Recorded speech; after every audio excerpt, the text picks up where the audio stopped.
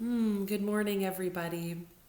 I am here in my living room. It's Saturday morning, bright and early, and I had been doing morning check ins on Facebook. But Facebook Live is a little bit glitchy these days. It worked for the first like 6 days or so, and then yesterday and today, Saturday, it kind of stopped working. So instead, I'm just going to be uploading a video to YouTube, which is where you will likely be seeing this. And this morning, I thought that I would offer you a little bit of a reading, a couple of readings, and then we will sit and meditate with a mudra or a hand gesture. So I wanted to read out of Deborah Adele's book, The Yamas and Niyamas. This book is all about how to live a yogic lifestyle. And there is a part of the yogic ethical practice that's all about use of your energy, right use of energy, and non-excess. It's called Bramacharya. Traditionally, this had been about celibacy, not using sexual energy up, and instead taking that energy and using it in the service of your own enlightenment. We don't really look at it in that way anymore. But what we do know is that when we use our energy in a way that's beneficial, then it does serve a better life for us and those around us. So I just wanted to read a little bit out of this. She writes, when we see with the eyes of mystery, we begin to see the sacred in the ordinary and the ordinary in the sacred. Every task becomes an opportunity to wonder and be amazed. Mending the split between what we see as important or not and who we see as important or not puts us on the path to cherishing all people and all tasks. Media, culture, even our own egos separate, divide, and then rank. We are asked to bring it all together and cherish it all by seeing the thread of the divine at play. Seeing with the eyes of holiness shifts how we act as well as how we see. There is an inbuilt need to pause and give thanks. There is an inbuilt need to open the heart and wonder. When gratitude and wonder sit in the heart, there is no need for excess. Seeing everything as holy brings a continuity to life. It grounds us in centeredness, whereas excess overdoes us, overextends us, and takes us away from ourselves. Seeing everything as sacred firmly roots us and balances us. I have found that when the sense of wonder leaves me, when everything becomes dull and ordinary, it is because I have kept too fast a pace for too long. I have pushed past my own boundaries and now I am out of balance. It is time to rest. When I am rested, nothing is dull and ordinary. Everything glows with mystery.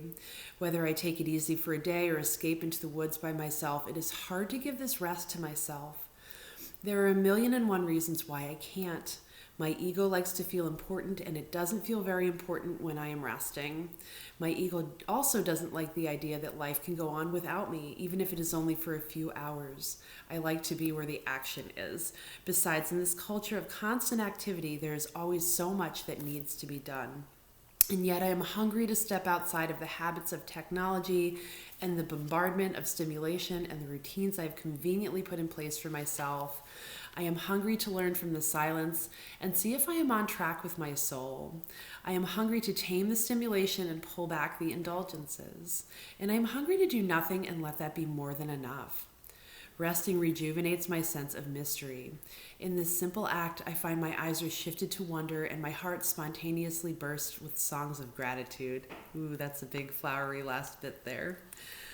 But this idea that we are allowed to rest. We are allowed to rest. And I think that in some ways this forced period of staying home is really, really hard for lots of us because we haven't learned what it is to actually step back and to stop and to rest. Our society doesn't necessarily support that as a real choice. It's like a treat or some kind of indulgent activity, but not as a real valid choice. There's one other thing that I stumbled across the other day that I just wanted to read to you before we move on to our meditation and our mudra. And this is written, it looks like by Emma Zek, who I'm not sure who that is, but Instagram. There's all of these things that are written by normal people, really, who have really important things to say. So she writes, with this open time, you do not have to write the next best-selling novel. You do not have to get in the best shape of your life. You do not have to start that podcast. What you can do instead is observe this pause as an opportunity. The same systems we see crumbling in society are being called to crumble in each of us individually. The systems that taught us we are machines that live to produce, and we are disposable if we're not doing so. The systems that taught us monetary gain takes priority over humanity. The systems that create our insecurities then capitalize off of them. What if we became curious with this free time and had no agenda other than to experience being? What if you created art for the sake of creating? What if you allowed yourself to rest and cry and laugh and play and get curious about whatever arises in you? What if our true purpose is in this space? And as if Mother Earth is saying we can no longer carry on this way, the time is now, I am reminding you who you are. Will you remember? Will you remember?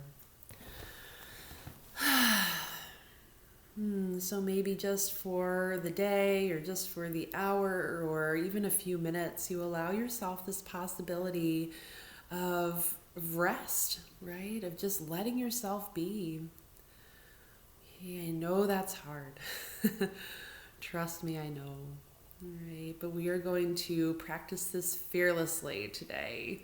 Practice rest fearlessly and spaciousness fearlessly. And on that note, I would like to offer up Abhaya mudra, which is the gesture of fearlessness. And it's just so simple. It is literally your right hand, and you're just holding it up here about shoulder height. You can kind of hold it to the center, off to the side a little bit. Allow that right shoulder to be relaxed. And there are a few options with that left hand. Sometimes I just like to take it and put it on my heart, but it can also rest in your lap, or your palm is up on your left thigh. And this is a mudra that helps to dispel fear. So if you have been feeling fearful, if you have been feeling antsy, if you have that underlying sense of anxiety, I am not saying that this is going to take that away or cure it, but rather this is a practice and a reminder, okay? We can sit back, we can practice this. We can tell ourselves that just for this moment, I don't have to be consumed by fear or worry. Just for this moment, I can sit and breathe deeply and remember that I am a living thing in need of basic kindnesses. All right, so let's sit back. Let's lift the heart up a little bit, broaden across those collarbones. If you are on your couch too, let your couch hold you.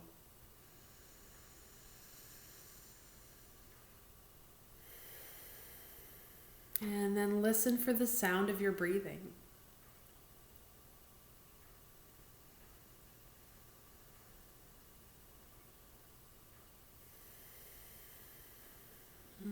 Does your breathing feel quick this morning, kind of slow?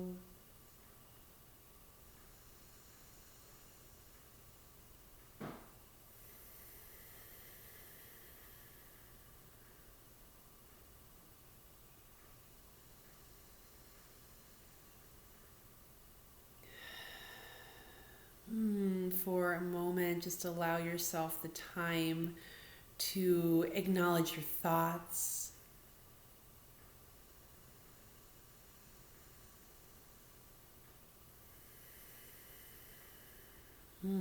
Just allowing the thoughts to come up without any kind of judgment about what they look like, what they sound like, what they feel like. When we are in difficult times, sometimes our thoughts are a little bit intense. So if that is happening for you, that is okay.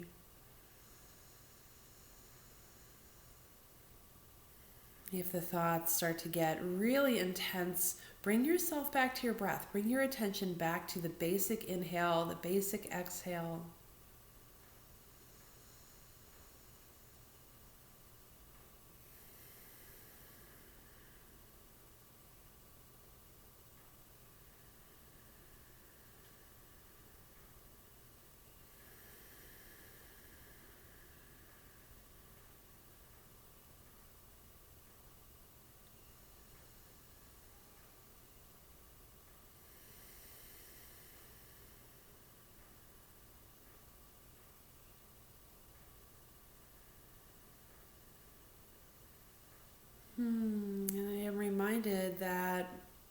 of this idea that sometimes a little bit of fear is important, actually.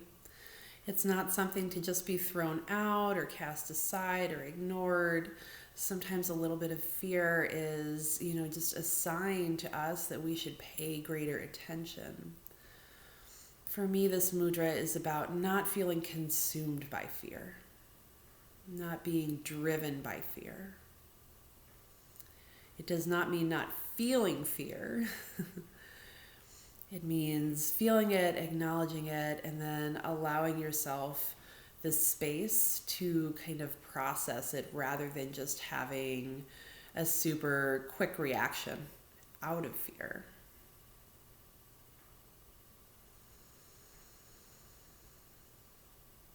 And I have found that when those reactions want to happen very quickly, one of the best things in my personal experience is to just step back and breathe for a little bit and let it sit.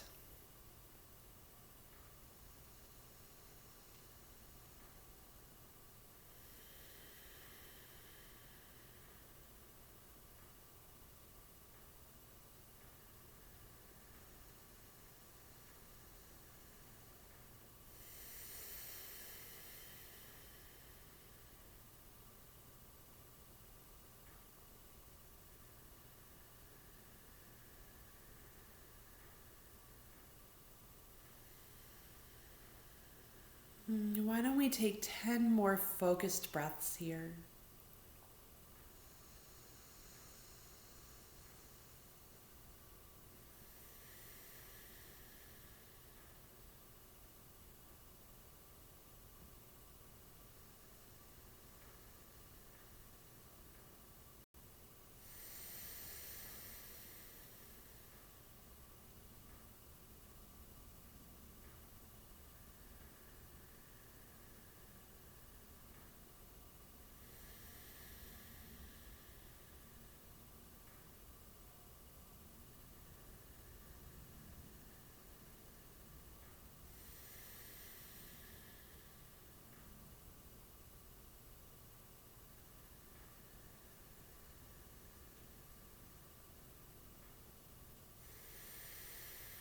Good. Just for today, what can you do to loosen that fear, loosen the grip of that fear a little bit?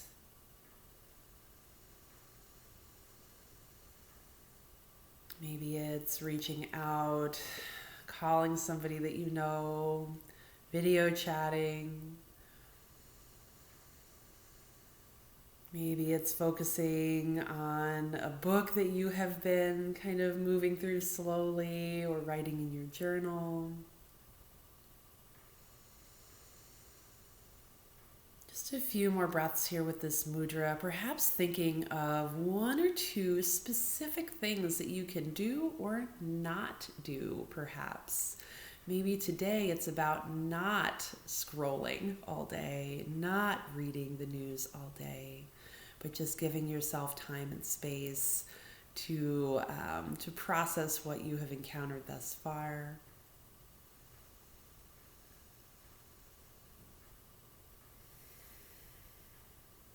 Good. And then when you're ready, go ahead and just release that hand. After practicing mudras, I like to wiggle my hands a little bit. You might take your hands together and kind of roll the wrists around a touch or stretch those palms forward. And I just want to say thank you for watching this, and I hope you have a day that feels good in some ways to you. Let us know what you've done in the comments. Be sure to subscribe to Abhaya's channel for more yoga classes, for more little bits of meditation, for short how-to videos about practicing at home. And I will see you next time. Thanks a lot.